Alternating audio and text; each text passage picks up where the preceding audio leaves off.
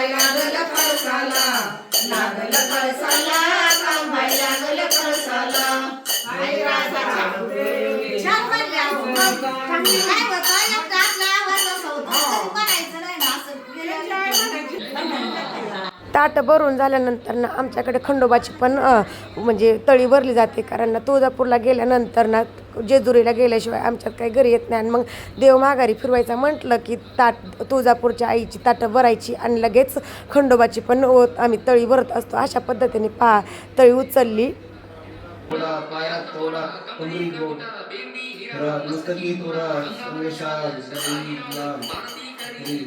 सुंदरी खोबऱ्याचा फुटका भंडाऱ्याचा भडका बोल अहंकारा सदानंदाचा येळको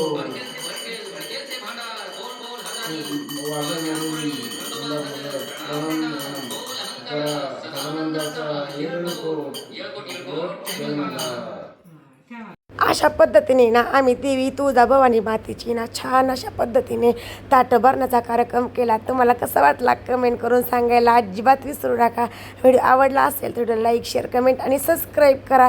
भेटूया एका सुंदर अशा नवीन व्हिडिओमध्ये. तोपर्यंत बाय. आणि व्हिडिओ पाहिल्याबद्दल सगळ्यांना मनापासून धन्यवाद. जाता जाता चॅनलला सबस्क्राईब करा.